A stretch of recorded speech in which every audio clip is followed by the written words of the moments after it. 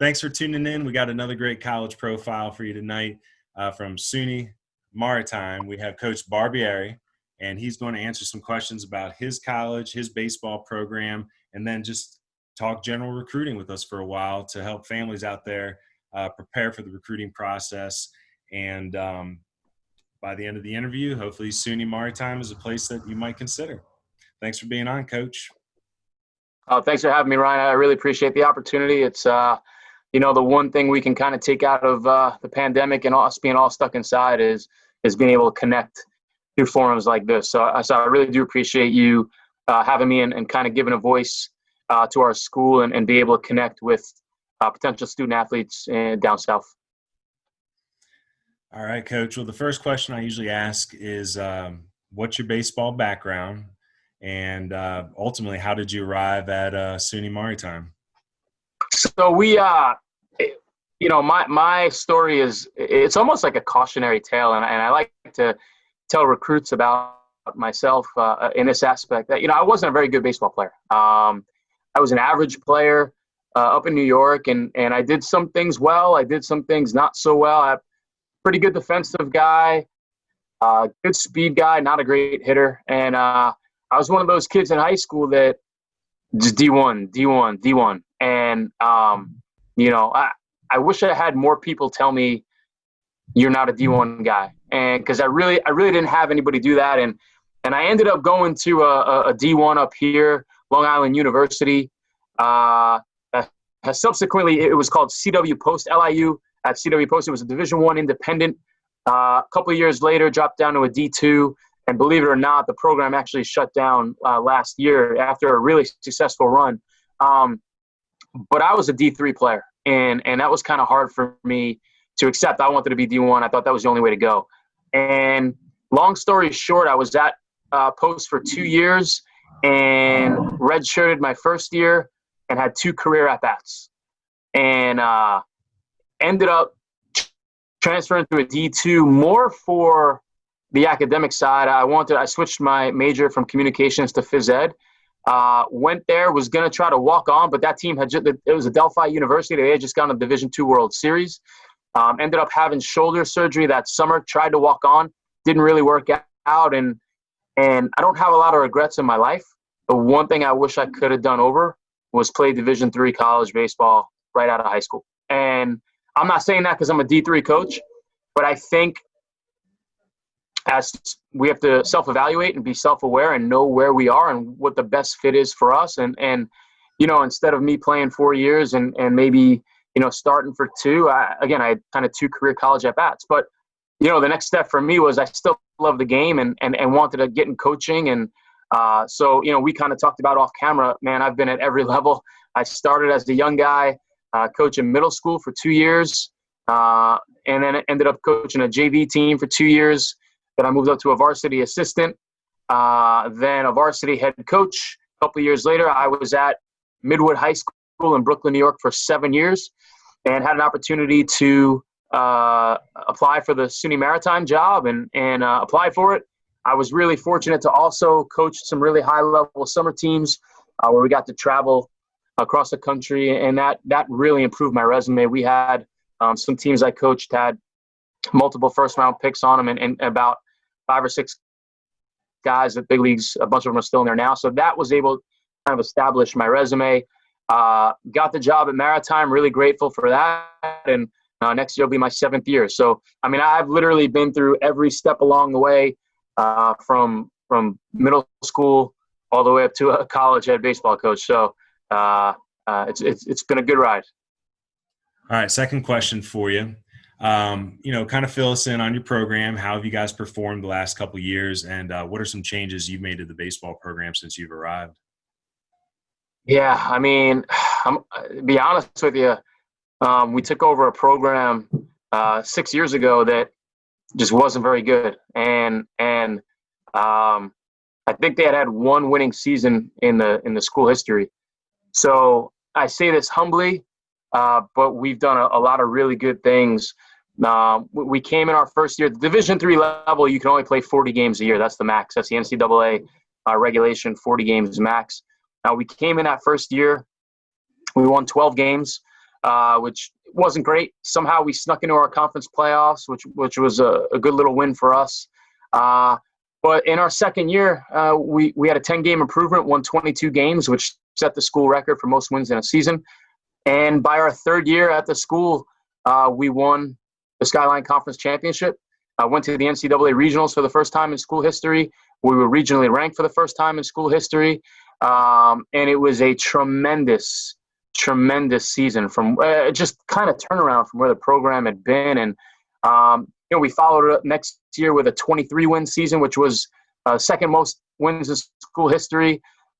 2 years ago, we were very young. We won 22 games with a lot of freshmen and sophomores on the field. So we were pretty excited coming into this year.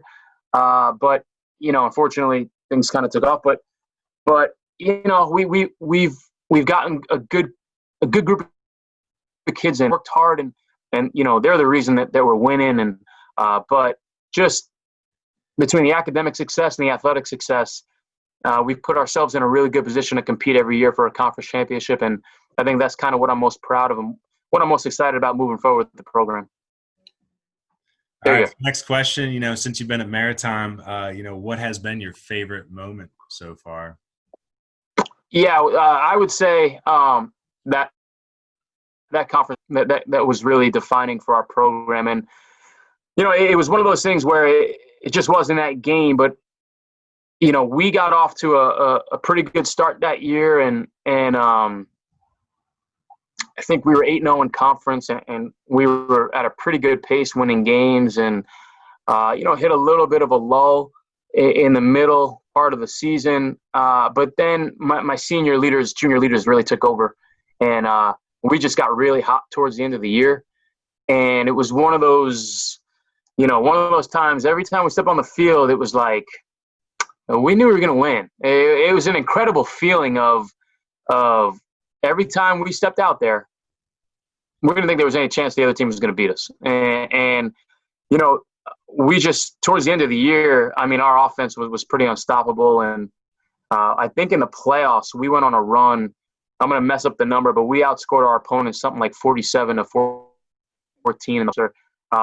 We played the number 1 seed in the semifinals, scored 8 runs in the top of the first inning on their home field. Then ended up winning the game 22-8. And then we went to the conference championship game the next day and ended up winning that game 14-2. Our offense was just clicking on every cylinder. We had guys 1 through 7 in that lineup that was either all conference, all region, or all American throughout their career. So you're talking about a lineup that was just loaded with hitters.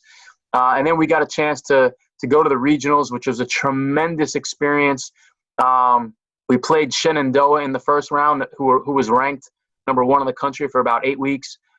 We lost 5-3, but I was so proud of the way our guys played, and we were right with them and kind of ran out of gas. The next day we played Elizabethtown from Pennsylvania, 2 really talented teams, and weren't able to win that one either, but it was such a great stepping stone for our program. And again, we were regionally ranked for the first time, and then the following year, we were the preseason number 1 in the conference. So it was just so many good things that happened, and again, that was kind of like we arrived for our program. We're here, and that's, we've just kind of continued to carry that torch, and we want to get back there real soon. But yeah, that was about as fun as it has ever gotten for me when it comes to baseball. So.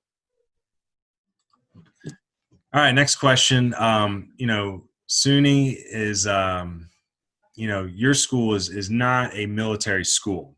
However, you do have multiple routes, and one of those is a military route. Can you elaborate a little bit on that, what that looks like for a student athlete? Sure. So, we are not a traditional military school. However, we do have guys that can pursue that career out of Maritime. I guess the most direct way is we have an NROTC on campus, so it's the Navy ROTC, and our guys can go and join the ROTC through there. They can, when they graduate, they can choose to go reserves, naval reserves, or they can go active duty. So I think the reserves is you have a month for 4 years. Obviously, active duty is you're with them for 4 years, full go. We also have was called an SSO program through the NROTC, Strategic Sea Lift Operation, which is basically, not to get too fancy or complicated, it's the Navy looking for guys with maritime degrees and maritime experience and maritime licenses that can help them in certain operations that they run in the sea. And so it's kind of specific for our guys, but there's other routes to take as well. We had one of our players who's now a first lieutenant in the United States Marines. He went through OCS, which is Officer Candidate School. He did that on his own in the summers, and that led him to active duty in the Marines. We also, literally within 5-10 miles of our school, is the Air Force ROTC and the Army ROTC. They actually bus kids from our school to those programs. So if guys are interested in any one of those armed forces, I mean, they can literally come through. They can do Marine, Navy through that NROTC on our campus, or if they wanted to do Air Force or Army, they could do it off campus, and they'll get bused there. So there's a ton of different routes to go with it. Again, even though we're not that traditional military school, if that's something you want to pursue, we can offer it to you. All right, so graduates from your program, they seem to do very well for themselves. Can you detail some of the majors that they have while they're in school and what careers they take when they graduate?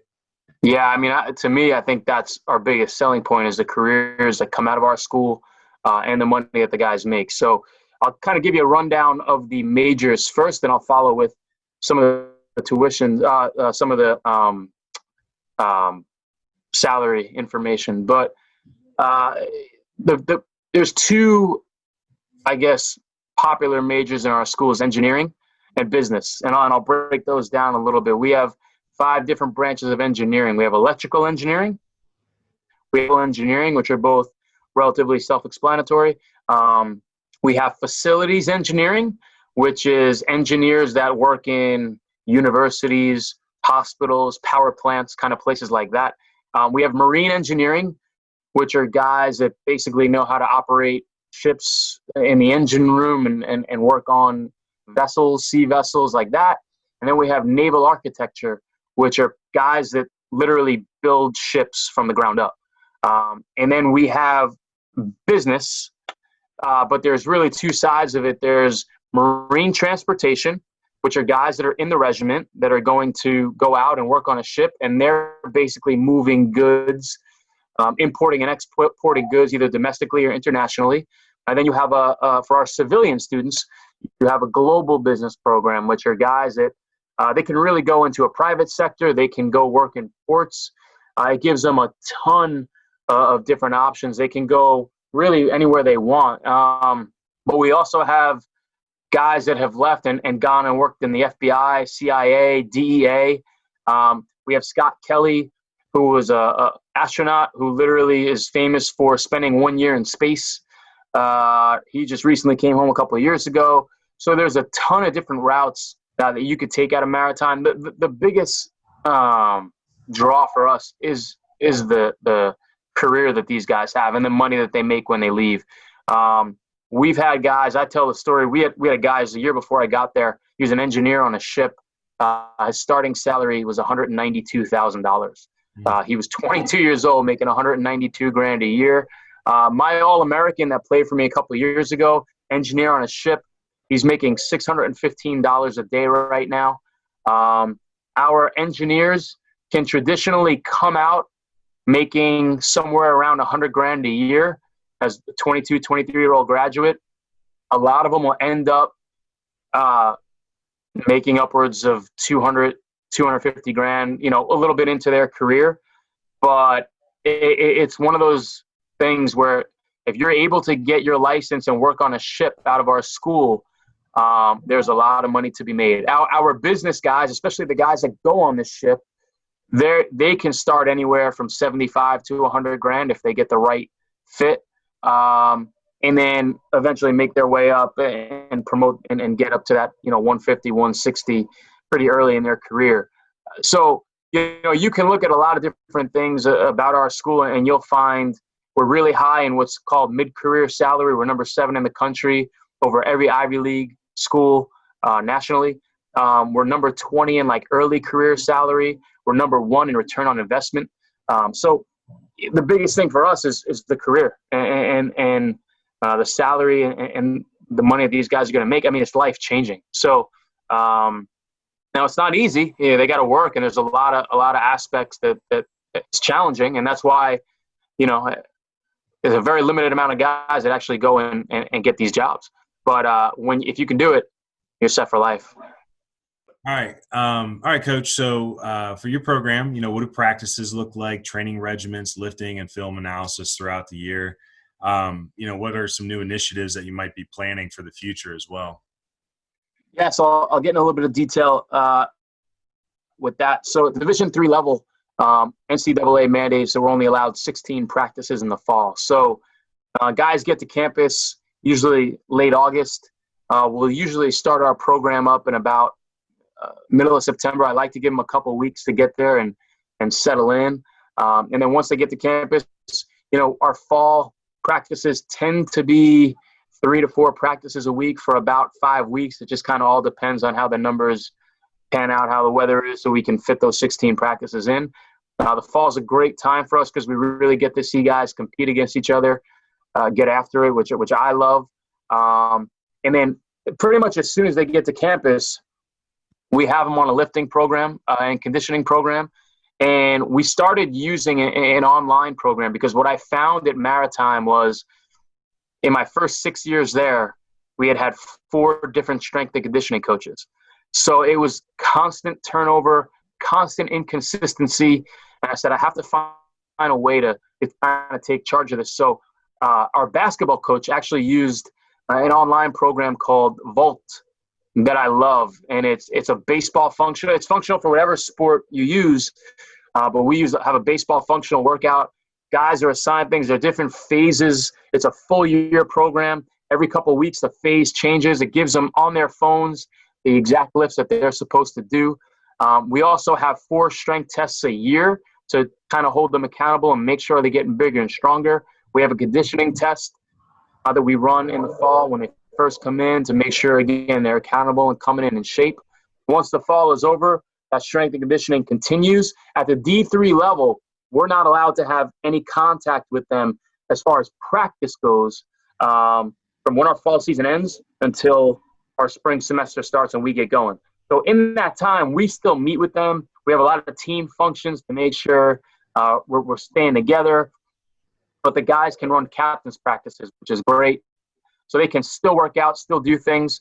And then in the spring, we come back from break and we're full go. Mid-January, we're 6 days a week. We're practicing. Once we get into season, we'll usually go about 5 days a week. So we give them off Monday after the weekend. And then if we play a midweek game, we'll give them off sometimes after that midweek game. So, I mean, it's a commitment. And, it's pretty much full go from when they get on campus. And even when they're, we can't technically be with them as far as baseball goes. They're constantly on programs, throwing programs, hitting programs. And a big part of that, you talked about video and technology. We've started really incorporating that recently with Rapsodo for our hitters, which I love. Blast motion is something that we've incorporated as well. And it's great for me as a coach because I'm a hitting guy, but sometimes these guys move at a really fast speed. And we can kind of, instead of me guessing and thinking what I know and saying, all right, let's try this. Well, now I can break it down and I can know exactly, what's going on with the swing. And we can definitely still try things from an approach side. But with the mechanics, I can really look at some of these numbers that are getting spit out and then individualize a program for a hitter, which I think is huge.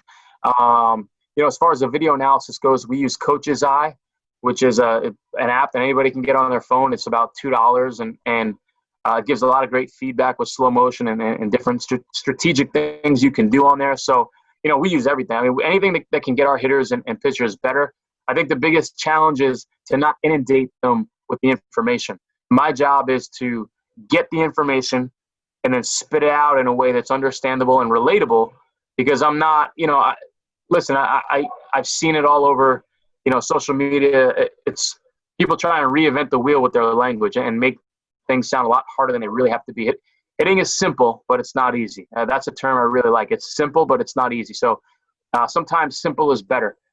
And if I can take those numbers and put something on paper for them to see and say, hey, you're not going to be numbers. You're just going to be thinking about this approach here, and that's going to kind of help those numbers get better, and that's going to help our swing get better.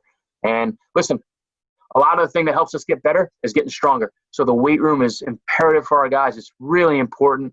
And again, so we can incorporate all of those things, our strength program, our conditioning program, our analytical side, our video side, and we can kind of put it all together. And I think that's the reason we've had a lot of sustained success, because we've been able to kind of incorporate all those things into our program. All right. So when you're looking at recruits, your strategy, your style of gameplay, what are the tools that you look for in a recruit that fit best into your program and your playing strategy? I found to be, if I stick to one strategy, I think that limits me, and I'm not doing my job as a coach. So what I mold my offensive game plan around my players. So when we won that 2017 championship, I mean, we had guys that could drive the baseball. So that's what we did, and that's what we focused on. And we were a team that would practice it and just look to lift the ball, and that's where we found our success.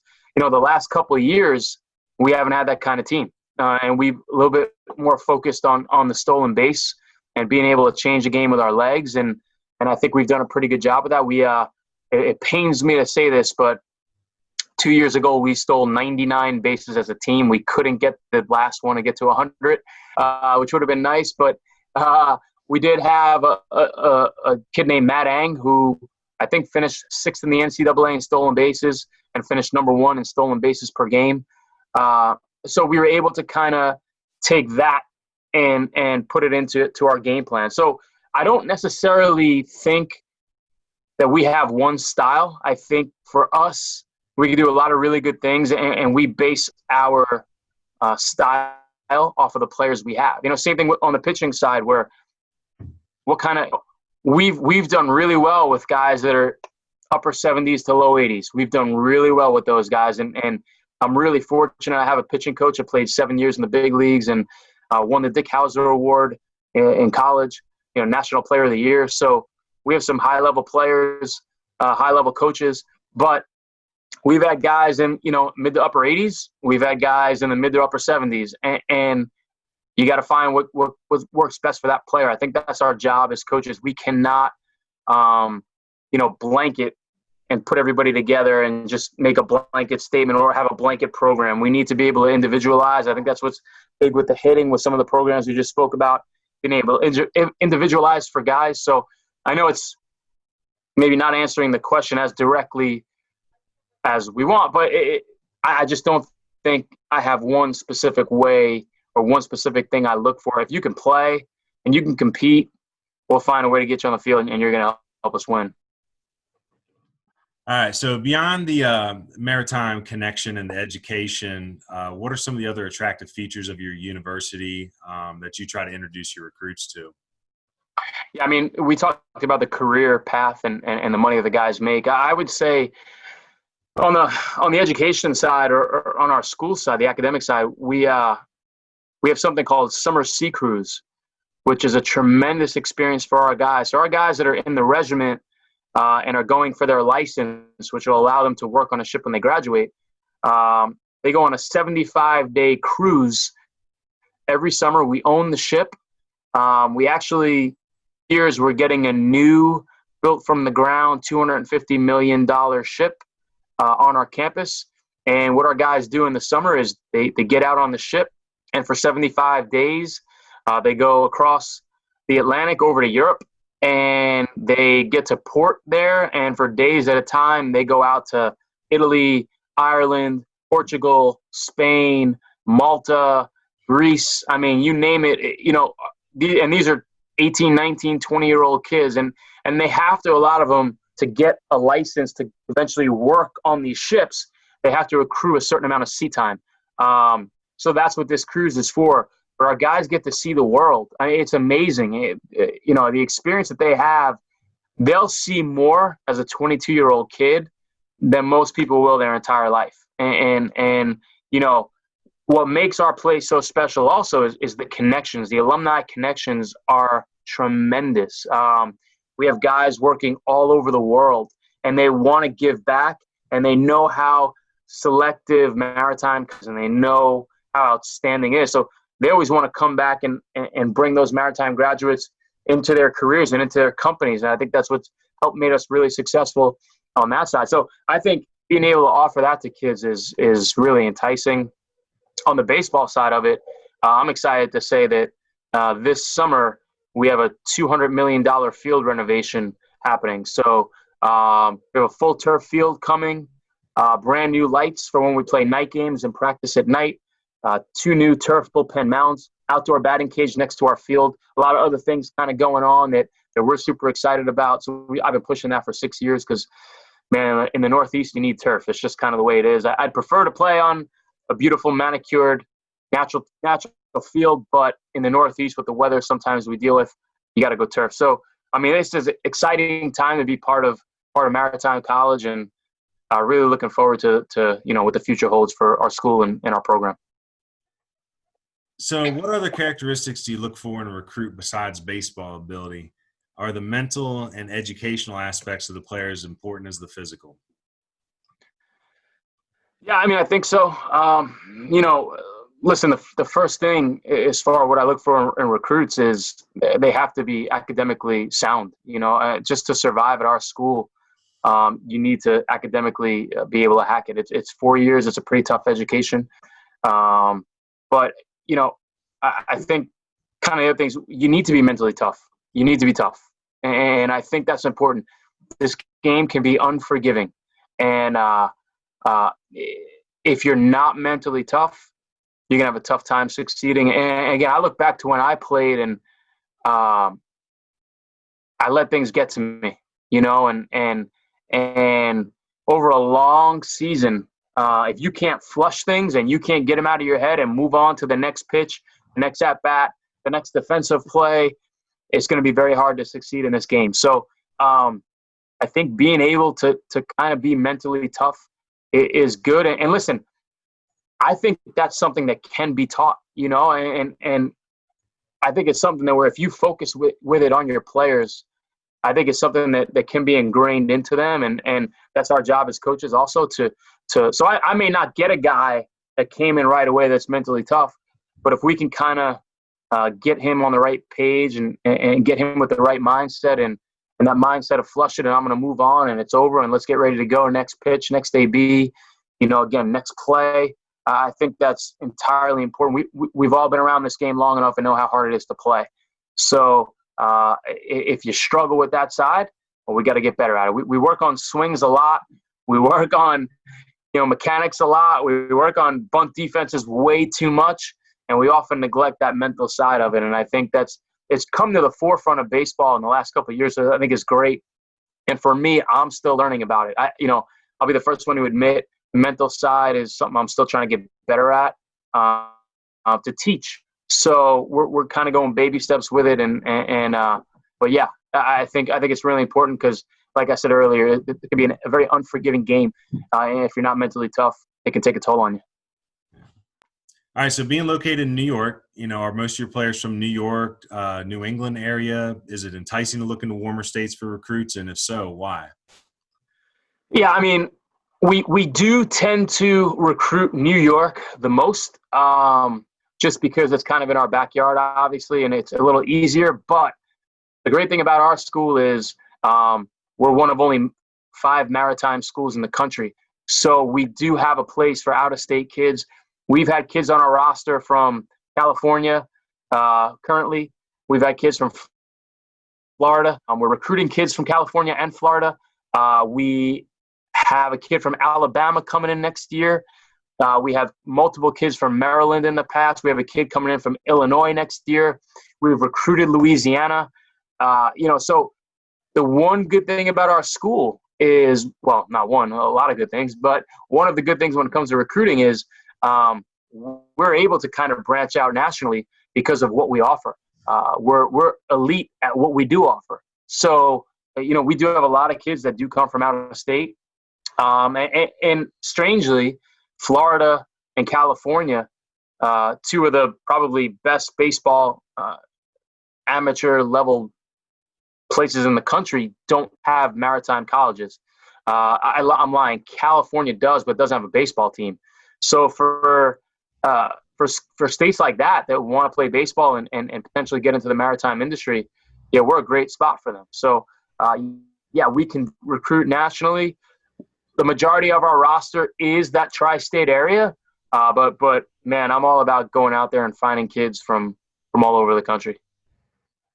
All right, so being in New York City, you know, I know things are a little strange right now with the shutdown and everything, but, you know, when things are normal, is this something that, you know, you try to sell to your players? Do you tell your players to go and enjoy New York City? Yeah, I think there's kind of two aspects to that. One is, yeah, I mean, I'm biased, but we're 20 minutes away from the greatest city in the world. And you know, if you've never been to Manhattan, it's quite an experience. You know, it's entertainment's unbelievable. It's just a place where you go and you're kind of wowed. There's just so many good things and cool things going on there. But on the flip side, you know, it's also probably the business capital of the world. I mean, you talk about jobs and careers, and especially for our school, New York has a lot of ports, and we talk about importing and exporting. New Jersey has that as well. So, you know, being right on the water, like we're right in the middle of our industry.